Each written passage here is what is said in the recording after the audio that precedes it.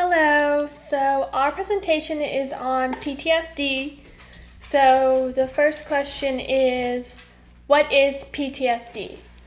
PTSD is an anxiety disorder. It occurs in response to highly stressful situations or events in someone's life. Um, these people may have been a victim of or a witness to a terrible event such as a terrorist attack, rape or violent personal assault, a natural disaster, a serious accident, or war or combat. Um, Treatments on PTSD. Um, the earlier people get treatment, the better the likely the outcome. There's two forms of treatment for PTSD. This includes medications and psychotherapy. Usually they're used together. Some of the medications they use are antidepressants such as SSRIs and SNRIs, antipsychotics, and benzodiazepine. Some of the psychotherapies used are cognitive processing therapy, which focus on modifying their negative emotions, and they help the person confront these memories and distress. And then they also use prolonged exposure therapy, which is basically repeated detail imagining of the said trauma or event, and it exposes them to their triggers, but in a safe and controlled environment to try to provide less fear and stress from them. And then they also use group therapy and individual therapy. Hello, my name is Amber Molina, and I'm going to be telling you about the causes of post-traumatic stress disorder, or more commonly known as PTSD. Although there are many different events that can contribute to PTSD, I've outlined some of the most common. One of the most common causes of PTSD is military combat or war. According to the United States Department of Veteran Affairs, reported cases of PTSD in veterans show between 11% to 20%. It's important to remember a lot of cases of PTSD do go unreported, and those percentages are based off of reported cases. Another cause included is car accidents. According to the National Center for PTSD, approximately 9% of motor vehicle accident survivors develop PTSD. The survivors may experience nightmares, flashbacks, or may avoid getting in a car altogether after the accident. Sexual abuse or sexual assault is another cause. In one study done by the National Center for PTSD, 94% of women experienced symptoms of trauma 2 weeks after the assault. 9 months later, 30% of these women were still reporting PTSD symptoms. Physical abuse, emotional abuse, and assault also contribute, as well as any dangerous encounter, whether it's with a person, a vehicle, or even a type of machinery. If the event was in any way life-threatening, someone can develop PTSD.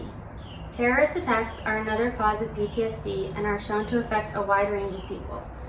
Research by the Center for PTSD shows that deliberate violence creates longer mental health effects than accidents or natural disasters.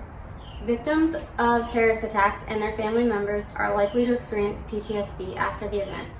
Interestingly enough, with today's increased media coverage, videos, and pictures of the events available in real time, those who are not even near the event can also experience PTSD. The last point that I've included is unexpected or severe injury and even death. Victims and their families may experience nightmares, terrifying thoughts, outbursts, and even physical reactions related to this traumatic event.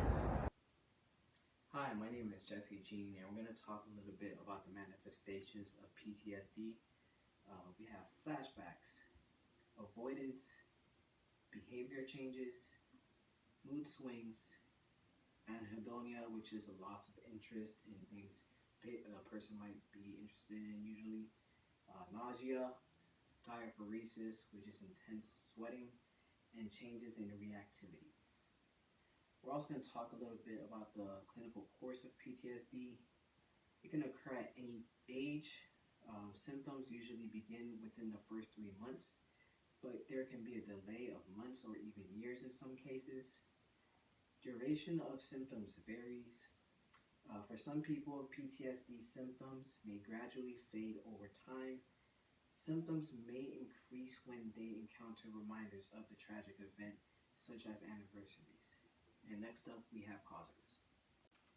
Hi, my name is Abby Billy, and I'm going to cover nursing management for PTSD. The nurse's responsibility is to assess and diagnose the patient with PTSD. They will need to be able to recognize the signs and symptoms of PTSD because this can give more weight to effective screening. For diagnosis, a patient must exhibit a certain number of symptoms to be diagnosed with PTSD. Symptoms can include avoidance, negative alterations in cognition and mood, or alterations in activity. The nurse will also need to plan, and this provides a treatment plan and assisting the patient with managing their PTSD. The nurse will also provide interventions. These can include education, monitoring mood and affect of patient, developing a trusting relationship with the patient, and encouraging therapy. Lastly, the nurse will need to educate the patient with PTSD. This involves teaching the patient techniques for anxiety, managing anger, and or relaxation.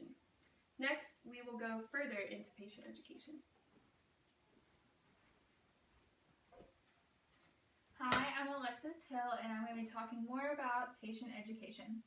The first factor of education that we'll cover is educating the patient on signs and symptoms. These are some of the ones that we talked about earlier. The patient needs to be educated on the flashbacks that they're experiencing through repeatedly living their trauma, feeling numb, and avoiding the people or places that trigger their flashbacks. We also need to educate patient on when to get help. Patients need to get help immediately if they are experiencing thoughts of self-harming or if they are experiencing feelings of hopelessness. Those are signs of potential suicidal thoughts or actions, and they need to get help immediately. Patients also need to get help if they are experiencing trouble coping with their symptoms. We also need to tell our patients how to get help so they know how to get it when they need to reach out. They need to talk to their doctor about the signs and symptoms and the flashbacks that they are experiencing. They need to talk to a therapist or a counselor to be able to work through their trauma and not just cope with their symptoms. And they need to get immediate help if experiencing thoughts of self-harming. And then lastly, we need to educate our patient on treatment options. We need to teach them about their different medication options and cognitive behavioral therapy. This concludes our presentation. Thank you.